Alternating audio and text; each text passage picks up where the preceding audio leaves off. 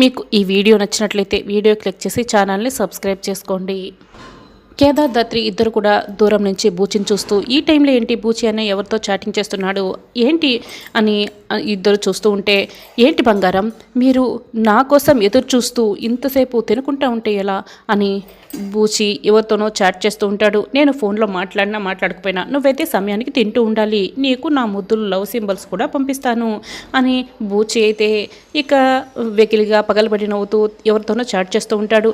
అదేంటి బూచి అన్నయ్య ఇలా చాట్ చేస్తున్నాడు ఎవరితోనో అమ్మాయితో, అయితే అన్నయ్యకి బుద్ధి చెప్పాల్సిందే అని దాత్రి అంటుంది. బూచి అన్నయ్య ఎంత తెంగరోడో మనకి తెలిసిందే కదా దాత్రి, కాచీకి అన్యాయం చేస్తాడని అయితే నేను అనుకోను.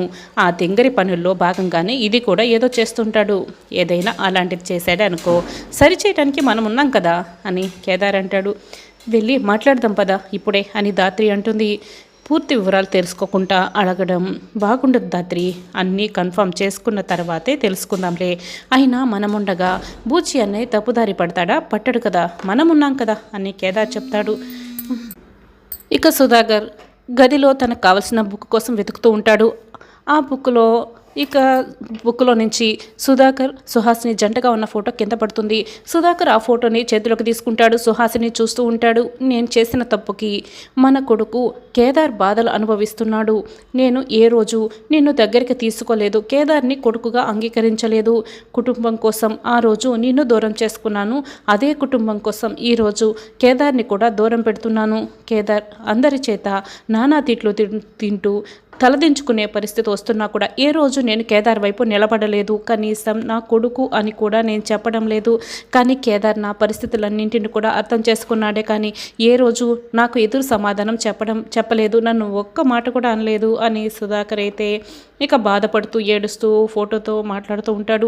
మా అమ్మకి పిండ ప్రదానం నాన్న చేతుల మీద జరిగితే అప్పుడే మా అమ్మ మనశ్శాంతి అని కేదార్ మాటల్ని గుర్తు చేసుకుంటాడు. సుహాసిని మరో జన్మంటూ ఉంటే నేను నీ చెయ్య పట్టుకుని జీవితాంతం నడుస్తాను, నిన్ను అస్సలు వదులుకోను సుహాసిని, అసలు వదులుకోను. నువ్వు నా వల్ల నా ప్రేమ వల్ల పడిన కష్టానికి పెట్టుకున్న కన్నీళ్ళకి ఈరోజు మా కుటుంబం మొత్తం కూడా కన్నీళ్ళు పెట్టుకుంటుంది. ఈ కన్నీళ్ళన్నీ ఆగాలి అంటే రేపు నేను ఏం చేయాలో నాకు అర్థమైంది. రేపు నేను చేస్తున్న పని నా కుటుంబానికి ఇష్టం లేకపోయినా కూడా నేను చేసే తీరుతాను సుహాసిని, అలా చేస్తే కొంచెమైనా కూడా ప్రాయశ్చితం కలుగుతుంది సుహాసిని, కలుగుతుంది అని సుధాకర్ ఇక బాధపడుతూ చెప్తూ ఉంటాడు. తెల్లవారుగానే సుధాకర్ హడావిడిగా బయలుదేరుతుంటాడు. నాన్న ఇంత పొద్దున్నే ఎందుకు ఇంత హడావిడిగా కంగారు పడుతూ ఎక్కడికా బయలుదేరుతున్నారు అని యువరాజ్ అడుగుతూ ఉంటాడు. నేను కంగారు పడుతున్నానా? అలాంటిది ఏం లేదే, నేను ఆనందని కలవడానికి వెళ్తున్నాను అంతే అని సుధాకర్ బయలుదేరి వెళ్తాడు. ఏదో జరుగుతుంది అని యువరాజ్ మనసులో అనుకుంటాడు. అబ్బో అని కాఫీ పట్టుకొని వైజయంతి వస్తుంది. మీ నాన్నని ఎక్కడైనా చూసావా అని వైజయంతి అడుగుతుంటే, ఇప్పుడే ఆనంద్ అంకుల్ని కలవటానికి వెళ్ళారు అని యువరాజ్ చెప్తాడు. ఏంటి ఇంతలోనే వెళ్ళిపోయాడా? ఇందాక ఇక్కడే కదా ఉన్నాడు. సరే ఇదిగో కాఫీ నువ్వు తాగు, నీకు టిఫిన్ రెడీ చేస్తాను అని వైజయంతి అక్కడి నుంచి వెళ్తుంది. ఇక కేదార్ దాత్రి ఇద్దరు కూడా గుడికి వస్తారు. కేదార్ రా, మన వాళ్ళంతా కూడా అన్నదానం కోసం అన్ని ఏర్పాట్లు చేసేశారు, ఇక మనం వెళ్ళి మిగతా కార్యక్రమాలు జరిపించడమే మిగిలింది రా కేదార్ అని దాత్రి అంటూ ఉంటే కేదార్ సుధాకర్ని తలుచుకొని బాధపడుతూ ఉంటాడు. చూడు కేదార్, ఇలా బాధపడకు, ఏదో ఒకరోజు మామయ్య గారు తప్పకుండా అత్తయ్య గారికి పిండ ప్రదానం చేస్తారు. ఆ రోజు నీ కళ్ళు చెమ్మగిలుతాయి, నీ మాట తడబడుతుంది. ఆ రోజు దగ్గరలోనే ఉంది, తప్పకుండా ఆ రోజు వస్తుందని నాకు నమ్మకం ఉంది. నమ్మకం ఉంటేనే మనం ముందుకి అడుగు వేయగలం కేదార్, కాబట్టి అవేం మనసులో పెట్టుకోకుంటారా కేదార్ రా అని దాత్రి అంటుంది. లోపలికి రాగానే పంతులు గారు ఎదురొస్తారు. నమస్కారం పంతులు గారు, నిన్న పిండ ప్రదానం గురించి మీతో ఫోన్లో మాట్లాడాం కదా అని దాత్రి చెప్తుంది. వేరొక పంతులు ఇందాక వేరొక పిండ ప్రదానం ఉంటే అది చేయిస్తున్నారు, వాళ్ళ కార్యక్రమం పూర్తవగానే నేను మీకు పిండ ప్రదానం చేపిస్తాను అని పంతులు గారు అంటారు. అలాగేనని దాత్రి చెప్తుంది. ఇక దాత్రి కేదార్ ఇద్దరు కూడా ఒక చోట కూర్చుంటారు. కేదార్ బాధపడుతూ ఉంటాడు. దాత్రి ఏం ఓదార్దామని ప్రయత్నం చేస్తూ ఉంటుంది. కేదార్ అయితే ఇక బాధపడుతూనే ఉంటాడు. బ్యాగ్లో ఉన్న వాళ్ళ అమ్మ ఫోటోని బయటకు తీస్తాడు. బయటకు తీసి మరి ఫోటో చూసి జరిగిందంతా గుర్తు చేసుకుంటూ ఉంటాడు. నిషి మాట్లాడిన మాటలను, సుధాకర్ చెప్పిన మాటలన్నీ గుర్తు తెచ్చుకుంటూ చాలా బాధపడుతూ ఉంటాడు. అసలు మీకు సాక్ష్యాలున్నాయా అని వైజయంతి అడిగిన మాటలన్నీ మాటికి గుర్తు తెచ్చుకుంటూ బాధపడుతూ ఉంటాడు. కేదార్ బాధపడకు అని ధాత్రి ధైర్యం చెప్తుంది.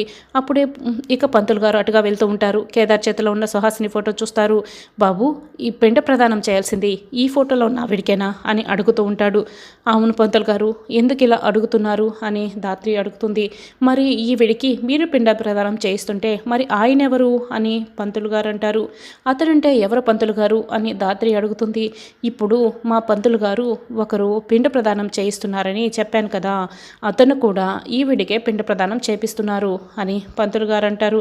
ఈ కేదార్ ధాత్రి అయితే షాక్ అయి వింటూ ఉంటారు. ఏంటి, మా అమ్మకి పిండం పెడుతున్నారా, ఎవరు అతను అని కేదార్ అడుగుతూ ఉంటాడు. పేరు తెలియదు, ఈ చుట్టుపక్కల ఇంతకుముందు ఎప్పుడు చూడలేదు, పొద్దున్నే వచ్చి మా పంతులు గారితో మాట్లాడి ఇదిగో పిండ ప్రదానం కార్యక్రమం జరిపించుతున్నాడు అని పంతులు అంటాడు.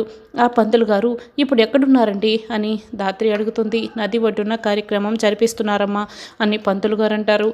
కేదార్ ఇక పరిగెడుతూ ఉంటాడు. కేదార్ ఆగు అని ధాత్రి కూడా కేదార్ వెనకే పరిగెడుతూ వస్తూ ఉంటుంది. బాబు, కార్యక్రమం పూర్తయింది, ఈ పిండాలని నీళ్ళల్లో ప్రదానం చేయండి అని పంతులు గారు చెప్తూ ఉంటారు. ఆ పిండాలను తీసుకొని నీళ్ళల్లో వదలటానికి అతను వెళ్తూ ఉంటాడు. కేదార్ అయితే పరిగెడుతూ వస్తూ ఉంటాడు. అప్పుడే సుధాకర్ అటువైపుకు తిరిగి పిండాలను వదులుతూ ఉంటాడు. ఎవరైనా అనే కేదార్ అయితే చాలా ఆతృతగా సంతోషంగా ఎదురు చూస్తూ ఉంటాడు. సుధాకర్ పిండాలను వదిలి వెనక్కి తిరగగానే అక్కడ ఉన్నది సుధాకర్ అని కేదార్కి అర్థమవుతుంది.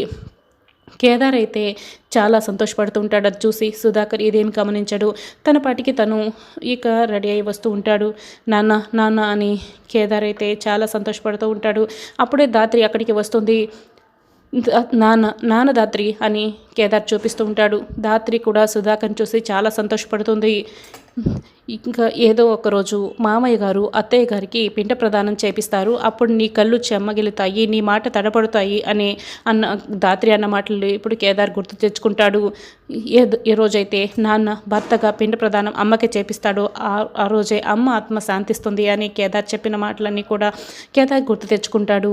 ధాత్రి, నాన్న ధాత్రి అమ్మకి పిండ ప్రదానం చేయించాడు ధాత్రి. అసలు ఈరోజు ఒకరోజు వస్తుందని కూడా నేను కల్లో కూడా అనుకోలేదు ధాత్రి. అసలు ఇప్పుడు ఏం చేయాలో కూడా నాకు అర్థం కావటం లేదు ధాత్రి అని కేదార్ అయితే చాలా సంతోషపడుతూ ఉంటాడు. నీ మనసులోని భారాన్ని బరువుని మొత్తం కూడా దించేసుకో కేదార్.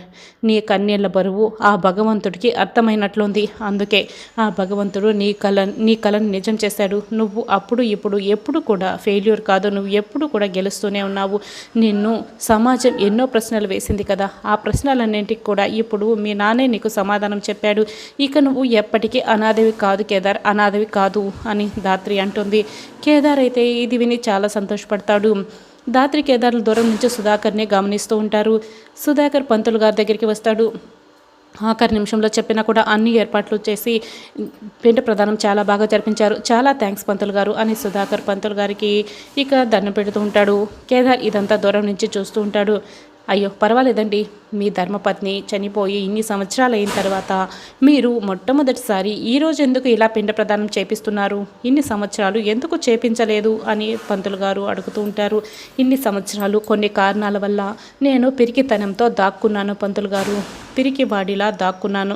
నా కుటుంబాన్ని కాపాడుకుంటున్నాను, వంశగౌరవాన్ని నిలబెట్టుకున్నానని అనుకున్నానే కానీ ప్రేమకి పెళ్ళికి కలంకం తీసుకొస్తున్నానని, నా కొడుక్కి తీర్చలేని బాధను ఇస్తున్నానని ఇన్ని రోజులు నేను అర్థం చేసుకోలేకపోయాను అని సుధాకర్ చెప్తూ ఉంటాడు.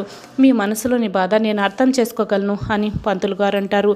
కేదార్ ధాత్రి ఇదంతా దూరం నుంచి చూస్తూ వింటూ చాలా సంతోషపడుతూ ఉంటారు.